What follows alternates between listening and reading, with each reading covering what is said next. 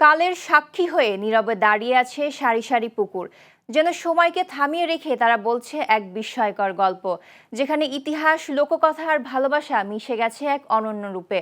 নওগাঁর ধামিরহাট উপজেলার চকচান্দিরা গ্রাম এমনই এক জনপদ, যেখানে ৩৬৫ পুকুর এখনো যেন অতীতের কোনো না কোনো অধ্যায়ের নীরব সাক্ষী। বিস্তারিত নওগাঁ প্রতিনিধি মেহেদি হাসান অন্তরের পাঠানো তথ্যচিত্রের ডেস্ক রিপোর্টে।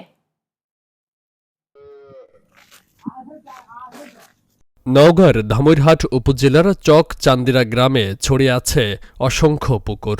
স্থানীয়দের ভাষায় একসময় এখানে ছিল ৩৬৫টি পুকুর, বছরের প্রতিটি দিনের জন্য একটি করে।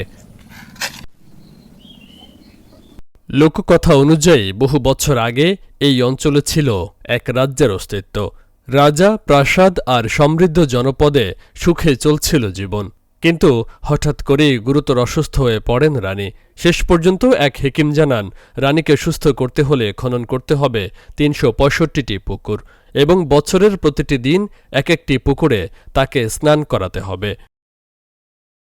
আগে জঙ্গল ছিল, সে জঙ্গল পরিষ্কার হয়ে গেছে, কোনো আর এখন মানে জঙ্গল নাই। এখন সাইডে, পুকুরের সাইডে বাগান আর বাগান, গাছ আর গাছ। আর এখন দেখি এই কয়েক বছর থেকে রাস্তা দেয়া প্রত্যেক দিন ২০-২৫টা ৩০টা সাইডে রাস্তা দিয়ে মোটরসাইকেল দিয়ে আসে, বন বিভাগে দেখে শুনে তা চলে যায়। সময়ের পরিক্রমায় অনেক পুকুর হারিয়ে গেলেও এখনও যে কটি টিকে আছে সেগুলো যেন ইতিহাসের জীবন্ত সাক্ষী।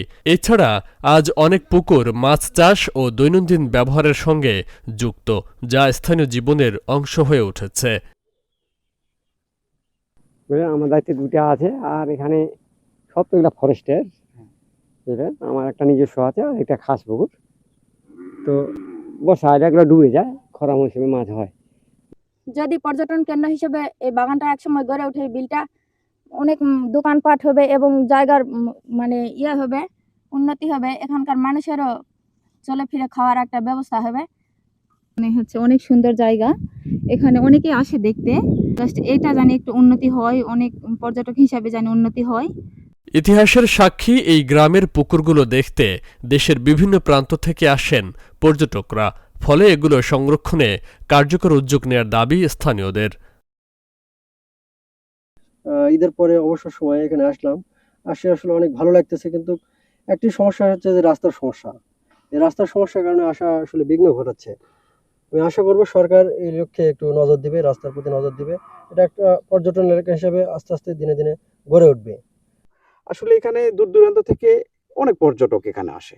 যদি সরকারের একটু সুনজর দেওয়া হয়, যেমন রাস্তাঘাট, আর এখানে পর্যটকদের বসার জন্য বিভিন্ন বেঞ্চ, আবার পর্যটক যারা আসে এদের খাবারের একটা সুব্যবস্থা, বিভিন্ন যে একটা পর্যটন কেন্দ্র হিসাবে গড়ার জন্য যে পদক্ষেপগুলা নেওয়ার দরকার, এই বিষয়গুলা সরকার একটু সুনজর দিলে। চকচান্দিরার এই পুকুরগুলো কেবল ইতিহাস নয়, এটি একটি জীবন্ত ঐতিহ্য।